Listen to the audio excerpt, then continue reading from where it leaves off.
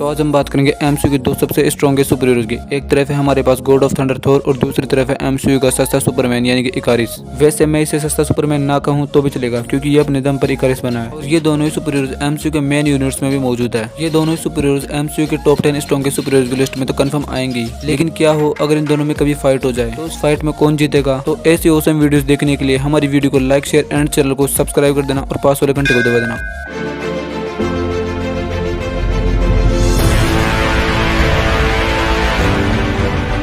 तो सबसे पहले बात करते हैं हमारे प्यारे गॉड ऑफ थंडर थोर की। इसके पास है super human strength, super human durability, super human stamina, super human speed, super human agility, thunder punch, lightning manipulation और स्टॉर्म ब्रेकर या म्योनिर जैसा पावरफुल वेपन भी है। अब बात करते हैं इटरनल्स के इकारिस की। इसके पास भी super human strength, super human durability, super human reflex, super human stamina, super human agility जैसी कई पावर्स है और ये अपनी आंखों से हीट विजन का इस्तेमाल भी कर सकता है जैसे सुपरमैन करता है। अगर आप कैप्टन मार्वल वर्सेस इकारिस की फाइट देखना चाहते हो तो उसकी लिंक डिस्क्रिप्शन में है और अगर आप थोर वर्सेस अल्ट्रॉन की फाइट देखना चाहते हो तो उसकी भी लिंक डिस्क्रिप्शन में है। तो चलो मेन मुद्दे पर आते हैं और इस फाइट को पॉइंट के बेसिस पर शुरू करते हैं। फर्स्ट पॉइंट है स्पीड का और इसमें पहला राउंड है रनिंग का। इकारिस ने भागते हुए कोई भी बड़ी फीट नहीं दिखाई है और वहीं पर थोर की स्पीड इकारिस से अच्छी दिखाई गई है। जब हल्क और थोर सकार पर एक दूसरे से फाइट करते हैं तो ये एक दूसरे को पंच मारने के लिए एक दूसरे की तरफ दौड़ते हुए आते हैं और यहाँ पर थोर को हल्क से भी तेज दौड़ता हुआ दिखा जाता है जिसके बाद आप उसकी रनिंग स्पीड का अंदाजा लगा सकते हैं जिसके कारण ये राउंड थोर जीत जाएगा। सेकंड राउंड है रिफ्लेक्सेस का। अब मैं इस राउंड को टाई करना चाहता हूँ क्योंकि जब इकारिस और मकारी की फाइट होती है तो बहुत सारे अटैक लगने के बाद इकारिस आखिरकार मकारी को पकड़ लेता है जो पॉइंट उसके रिफ्लेक्सेस को शो करता है और वहीं पर गॉड ऑफ थंडर थोर भागते हुए क्विकसिल्वर को देख लेता है और उस पर अटैक भी कर देता है जिसके कारण मेरे अनुसार अभी इस राउंड को टाई करना ठीक होगा। थर्ड राउंड है फ्लाइंग का। इकारिस बहुत ही ज्यादा फास्ट फ्लाई करता है, वो कुछ देर में अर्थ से लेकर स्पेस में आसानी से पहुंच जाता है। लेकिन यहाँ पर भी थोर की फीट ज्यादा अच्छी है, वो साउंड की स्पीड से फ्लाई करता है जब वो शटर के फायर ड्रैगन से बचता है और थोर द डार्क वर्ल्ड मूवी में उसका म्योनिर कुछ ही सेकंड में स्पेस से अर्थ पर आ जाता है और अभी स्पीड के 3 राउंड में से 2 राउंड थोर जीत चुका है जिसके कारण स्पीड का पॉइंट भी थोर जीत जाएगा। सेकंड पॉइंट वेपन्स का है और यहाँ पर इकारिस के पास कोई भी चांस नहीं है कि वो थोर को हरा दे क्योंकि थोर के पास एमसीयू के 2 सबसे स्ट्रॉन्गेस्ट वेपन है। थर्ड राउंड फाइटिंग स्किल्स का है। इकारिस ने कोई भी ट्रेनिंग नहीं की है और वहीं पर थोर को ओडी ने ट्रेनिंग दी है, लेकिन मैं इस पॉइंट को टाई करूंगा और उसका कारण मैं बाद में बताऊंगा। फोर्थ पॉइंट है एक्सपीरियंस का। अब इकारिस की एज 7000 साल है या फिर इससे ज्यादा भी हो सकती है तो उसके पास एक्सपीरियंस बहुत ज्यादा है और वहीं पर थोर की एज लगभग 1500 साल है तो उसके पास इकारिस की तुलना में एक्सपीरियंस कम है। लेकिन फिर भी मेरे अनुसार ये पॉइंट थोर जीत जाएगा। उसका मेन कारण यह है कि इकारिस के पास एक्सपीरियंस तो ज्यादा है लेकिन बैटल एक्सपीरियंस थोर की तुलना में कम है क्योंकि थोर अपनी एज से लगभग 2 गुना ज्यादा दुश्मनों को मार चुका है और वहीं पर इकारिस सिर्फ हाथ पर हाथ धर के बैठे रहना काम करता है। मतलब इकारिस सिर्फ डेविएंट से लड़ा है और इटरनल से लड़ा है और बैटल एक्सपीरियंस ज्यादा होने के कारण मैंने ये पॉइंट थोर को दिया है। फिफ्थ पॉइंट इंटेलेक्ट का है और इन दोनों सुपर हीरोज को ज्यादा होशियार नहीं दिखाया गया है। इस बात को देखते हुए मैं इस पॉइंट को टाई करना चाहूंगा, लेकिन जब बात लड़ाई की होती है तो थोर अपना वहां पर दिमाग चला सकता है और उसे ऐसा करते हुए कई बार देखा भी है जिसके कारण ये पॉइंट भी मैं थोर को दूंगा।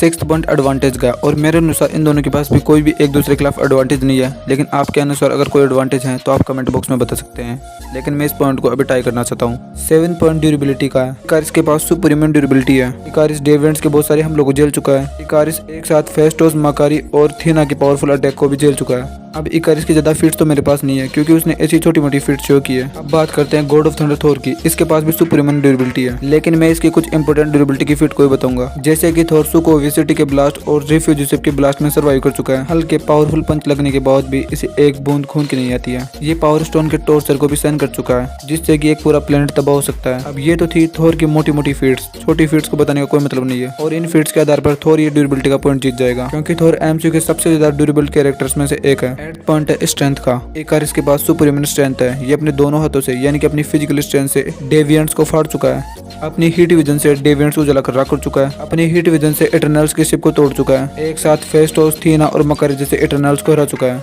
और सच बात तो यह है कि इटरनल्स के आधे से ज्यादा मेंबर्स इकारिस से डरते हैं क्योंकि वो है ही हद से ज्यादा पावरफुल। अब बात करते हैं थोर की, जिसके पास भी सुपर ह्यूमन स्ट्रेंथ है। थोर अपनी फिजिकल स्ट्रेंथ से एक बड़ी सारी चट्टान और सेलेस्टियल्स की मूर्ति के सिर को उठाकर फेंक चुका है। ये दोनों फीट्स तो कुछ भी नहीं है। ये गार्डियंस की शिप को खींच चुका है, वो भी चालू शिप को, जहाँ पर थोर को हद से ज्यादा अपनी फिजिकल पावर को यूज करना पड़ा था। ये न्यूट्रॉन स्टार के रिंग्स को होल्ड कर चुका है, आउटराइडर्स की शिप को इजीली डिस्ट्रॉय कर चुका है, स्टॉर्म ब्रेकर की मदद से अच्छा इन्फिनिटी स्टोन्स की पावर को काउंटर करके थैनोस के छाती में स्टॉर्म ब्रेकर को घुसा चुका है, आयरन मैन के साथ मिलकर सुको विसिटी को डिस्ट्रॉय कर चुका है। अब देखो स्ट्रेंथ का पॉइंट में मैं थोर को दूंगा क्योंकि उसकी फीट बहुत ज्यादा है। एक तो ये कारण भी है और दूसरा कारण ये कि उसने ऐसी फीट शो की है जो कि अभी तक एमसीयू में कोई भी नहीं कर पाया है या फिर उनके आसपास किसी की भी फीट नहीं आती है। इसी कारण स्ट्रेंथ का पॉइंट मैं थोर को दूंगा। 9th पॉइंट स्टेमिना का है और यहाँ पर ये पॉइंट इकारिस जीत जाएगा क्योंकि इकारिस का स्टेमिना थोर से अच्छा दिखाया गया है। 10th पॉइंट वीकनेस का है और मुझे नहीं लगता कि इन दोनों की कोई बड़ी वीकनेस है, बस इकारिस अपने दुश्मन को थोड़ा कमजोर समझ लेता है और थोर अपने वेपन के बिना उड़ नहीं सकता। इस पॉइंट को भी मैं टाई कर देता हूँ। अब सभी पॉइंट्स खत्म हो चुके हैं। गॉड ऑफ थंडर थोर के पास है 6 पॉइंट्स और इकारिस के पास है सिर्फ 1 पॉइंट। पॉइंट्स के आधार पर थोर ये फाइट आराम से जीत जाएगा। उसका मेन कारण ये है कि थोर के पास बहुत ज्यादा फीट है इकारिस की तुलना में, लेकिन मुझे लगता है कि थोर के पास फीट्स तो ज्यादा है ही, लेकिन कई गुना अच्छी भी है इकारिस से। इस कारण फीट्स के आधार पर थोर ये फाइट जीत जाएगा। अब कुछ पॉइंट्स देखते हैं कि क्या इकारिस थोर के किसी वर्जन को हरा भी सकता है या नहीं, क्योंकि एमसीयू में हमने थोर के कई सारे वर्जन्स देखे हैं। फर्स्ट है थोर अवेंजर्स मूवी वर्सेस इकारिस।